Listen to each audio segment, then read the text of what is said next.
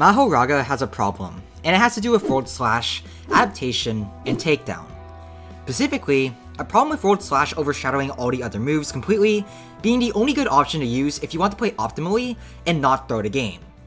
I'll talk about why being so much stronger than Takedown and Adaptation is a problem, and why it makes both of the other moves completely obsolete, with no real purpose for them.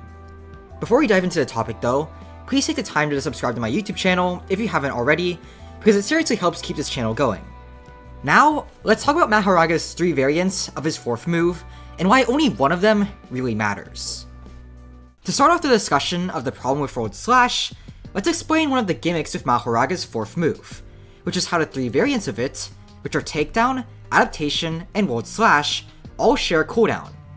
The shared cooldown between the 3 moves means that using one is an active choice to not use the other moves for a set duration of time, meaning that ideally, you'll pick a move that's best for the situation. Takedown for rushdown, Adaptation for defense, and for zoning. The problem is that doesn't end up happening, primarily because is so good that there really is no reason to use Adaptation or Takedown. Having said that, let's look at Takedown, and Adaptation to figure out why exactly is the only real good option you have. does a short windup before releasing a massive guard-breaking AoE slash, with massive range that does a little bit under half of someone's health bar.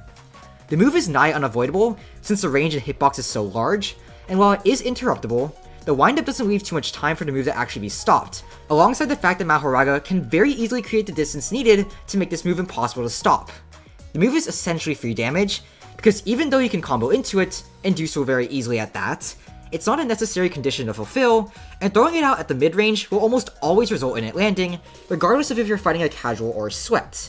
The only times the move will ever be interrupted is if the opponent has quick reactions and is using a character with a ranged move like Mahito, and the user uses it raw instead of comboing into the move, or because the opponent is right in the user's face because the user of decided to use it point blank like an idiot. Takedown, on the other hand, teleports the user to the target before doing a punch. This does very low damage and does high knockback with a ragdoll. The teleport itself is rather fast, and there's a lot of range on the move that makes it easy to use from a distance. A key weakness of the move is that you can get hit before you do your punch after the teleport, meaning that if your opponent reacts in time, they can punish you for using Takedown and get a free combo off of it. However, I will say that a lot of players in Jujutsu Shenanigans suck at the game, are casual players, so you usually won't run into this problem all that much. Overall, the move is basically a free hit on players who aren't good at the game and can't react in time to interrupt the attack. And in a sense, it kind of acts as a gap closer since it teleports you to the target, but it doesn't even do that very well because of the insanely high knockback on it. If you've got a wall, and a very solid one at that, like the invisible wall in Ranked, then it might actually be really good as a gap closer, but generally it doesn't play that role too well, and even from a distance, using will still usually give you more value. The move as a whole can just be described as mid. It can be punished extremely hard by pro players who understand the key flaw in it, and even against bad players who aren't sweaty enough to know the ins and outs of every character, its payoff is so minimal. TLDR, the move's mid. Finally, let's look at Adaptation. Adaptation activates a small state, where if the user gets hit, they adapt to that damage type, such as melee or projectile damage. The adaptation gives damage resistance to that specific damage type, and it can be stacked, starting at 10% on the first use, 30% on the second use, 50% on the third use, and finally capping at 70% on the 4th use. On paper, this sounds fine, but it all goes out the window when you look at the finer details, that being the cooldown, and the fact that adaptation doesn't actually stop you from taking hit stun. The issue with the cooldown is pretty obvious. It takes too much time to reach adaptation, and in the time it takes you to use just 2 adaptations, which gets you an alright 30% damage reduction, you could have also used twice, netting you a huge amount of damage on your opponent, which is usually enough to get them killed when paired with your other moves. Even just one World Cutting Slash is more than enough to end the fight, since Mahoraga has a one-shot combo with World Cutting Slash, albeit this combo can be ragdoll cancelled. Putting all of this together, it means there's no point to using adaptation in a one-on-one battle, because in the time you take to build up damage reduction, you can also just use to kill your opponent quickly. It's a waste of time in duels and never gets to really be used because fights simply don't go on long enough for the damage reduction to be stacked up to a meaningful point. If it was just that though, it wouldn't be that bad, but the fact that adaptation also requires you to take a hit and doesn't parry that hit in any way, shape, or form means that you're taking excessive amounts of damage from combos in the process of building up your damage resistance. This means that you're actually losing value in terms of health by trying to use Adaptation, unless you're stalling out a fight so much that you heal back all the damage you lost taking on the Adaptation hits.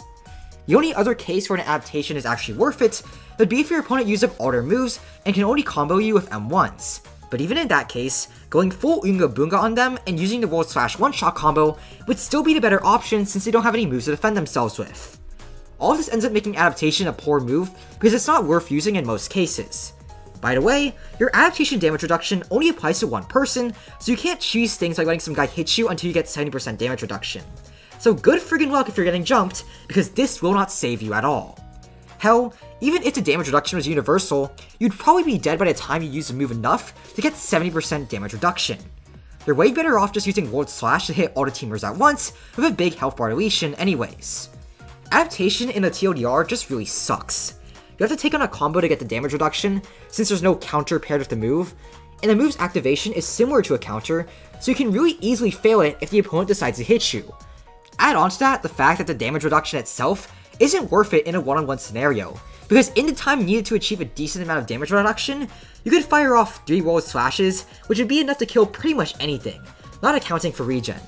And we all know that you don't need that much damage, because your other moves will easily fill in the gaps. So, let's do a quick recap to summarize everything. Going from best to worst, you have Adaptation, which is a really bad move that takes a lot of ramp up time to give you damage reduction, which, while admittedly good if you could fulfill the conditional, simply takes way too much time and effort to actually achieve.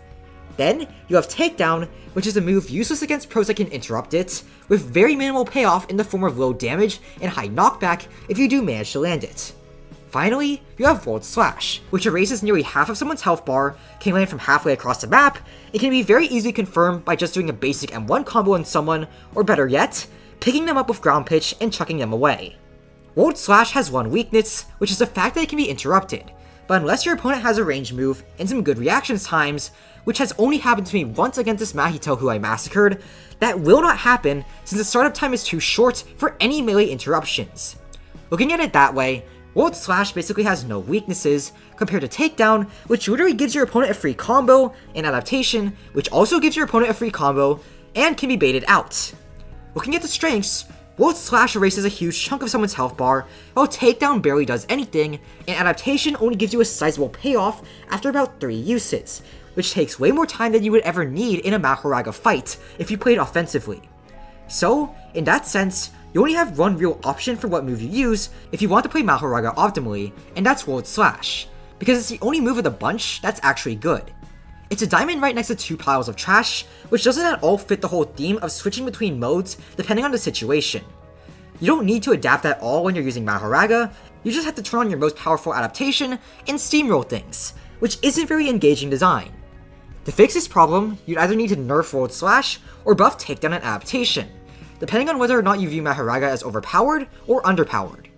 Whatever the case is, the power gap between World Slash and the alternatives needs to be fixed if Takedown and Adaptation are ever going to be used, because even from a fun perspective, Takedown is only kind of fun for flinging people, whereas World Slash is incredibly satisfying to land, while Adaptation has to be the most boring move to use in existence, only really fun if you want to pretend you're Senator Armstrong or something. I call it a problem because Takedown and Adaptation should have a role in the game, and shouldn't just be useless fluff tacked on the Mahoraga.